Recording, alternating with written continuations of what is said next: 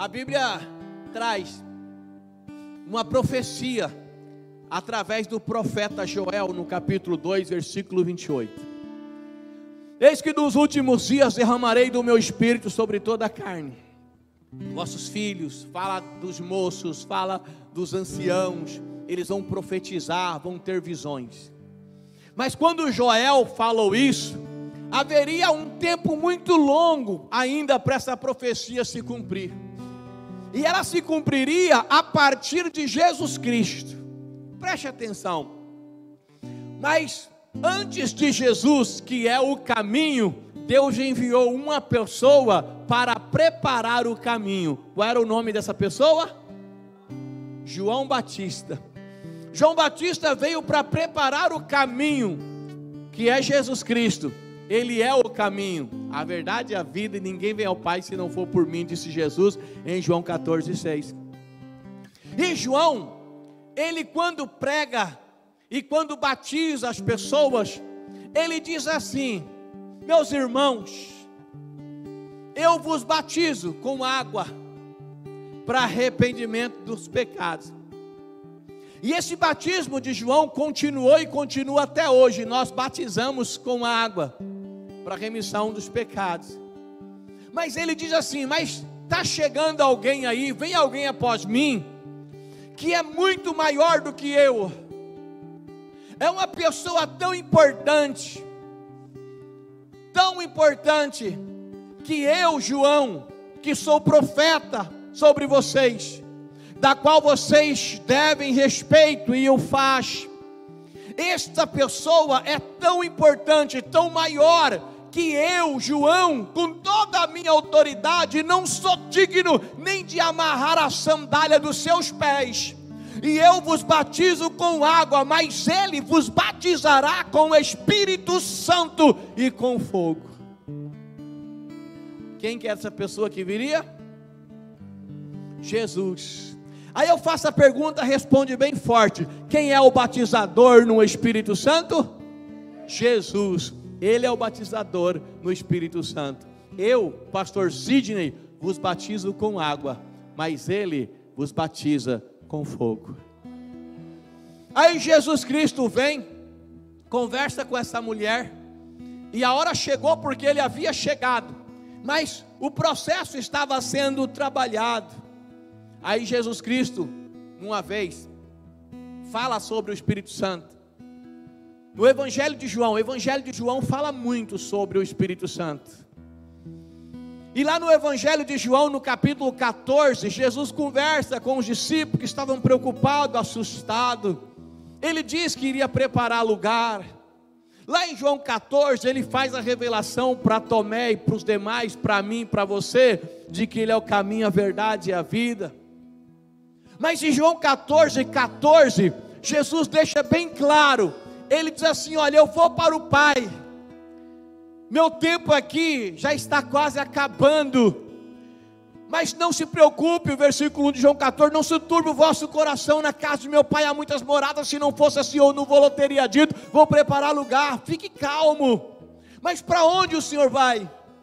A pergunta e a preocupação dos discípulos que estavam com o coração atemorizado em João 14:1, não era apenas sobre a ausência, ou para onde Jesus ia, mas também pela ausência de Jesus. O que seria deles sem a presença de Jesus?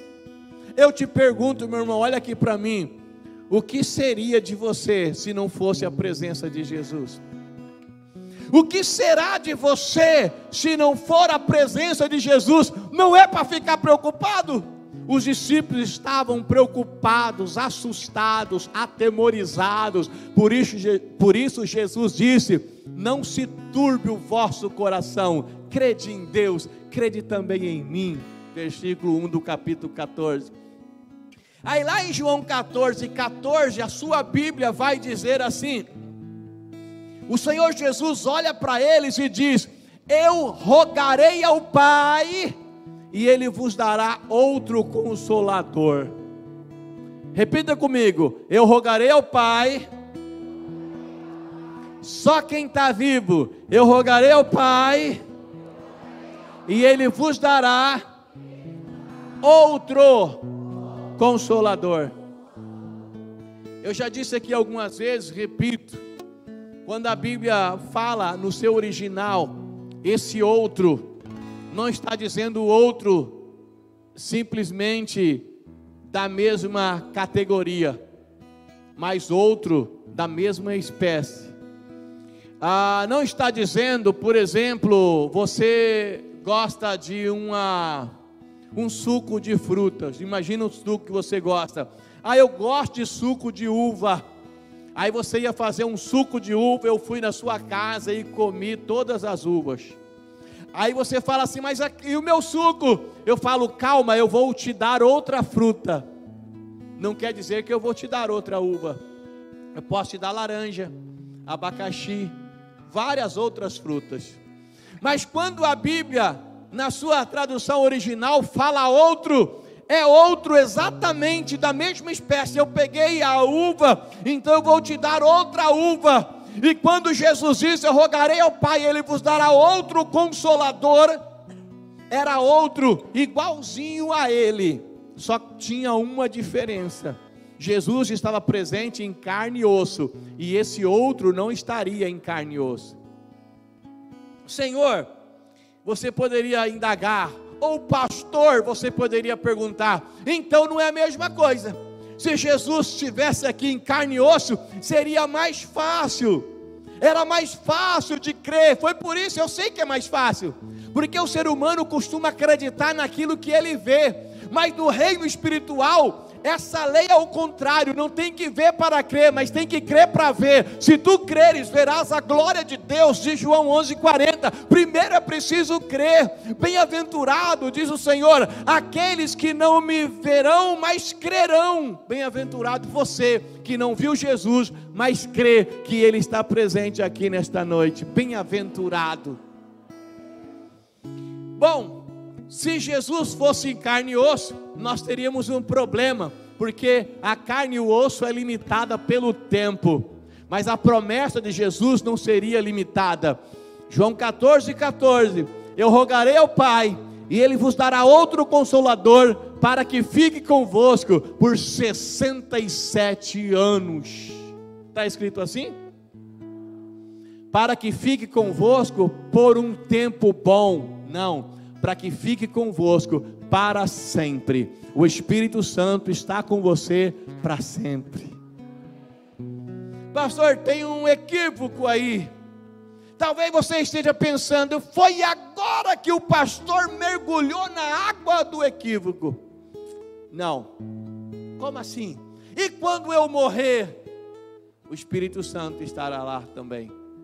Porque o cristão não conhece a morte espiritual, só a física, porque quem morre é o seu corpo, e você estará a eternidade com Deus, e o Espírito de Deus, a presença de Deus, estará lá com você. Quem crê em mim, ainda que esteja morto, viverá. O Espírito Santo estará convosco para sempre. O Espírito Santo foi enviado por causa da igreja, por tua causa, e o dia que a igreja não existir mais na terra, o Espírito Santo vai ser tirado, mas com a igreja, ele estará para sempre. Você está conseguindo entender? Que coisa maravilhosa. Bom, o Espírito Santo, pastor, o batismo no Espírito Santo, ele é evidenciado pelo dom de variedade de línguas. Mas deixa eu esclarecer uma coisa para você que fala em línguas estranhas e para você que não fala em línguas estranhas. Não temos tempo para citar, para explicar, para ler Coríntios, o apóstolo Paulo falando, eu me glorio por falar em língua mais do que todos vocês, mas eu devo orar em língua ou no meu entendimento, orar no Espírito ou no meu entendimento. Ele fala muito sobre isso, e é importante as duas coisas. Mas eu sou batizado no Espírito Santo, eu tenho o dom de falar em outras línguas. Eu tenho algo a mais do que quem não tem esse dom? Primeira coisa, a pessoa só pode receber Jesus como Salvador por um convite direto na tua alma, e quem faz esse convite é o Espírito Santo. E se a pessoa permite, ele convence o homem do pecado, da justiça e do juízo. Você só aceitou Jesus por causa do Espírito Santo, e você só é cristão porque você tem o Espírito Santo dentro de você, falando em línguas ou não falando em línguas. Você tem o Espírito Santo. Você não apenas sente a presença dele, você tem o Espírito Santo. Levanta a mão direita quem trouxe, com 5 dedos, quem tem, bem alto. Diga assim: eu tenho o Espírito Santo de Deus. O meu corpo é templo do Espírito Santo. O Espírito Santo não é uma força ativa, é uma pessoa, é Deus presente na minha vida. Eu tenho o Espírito Santo, falando em línguas estranhas ou não, eu tenho o Espírito Santo.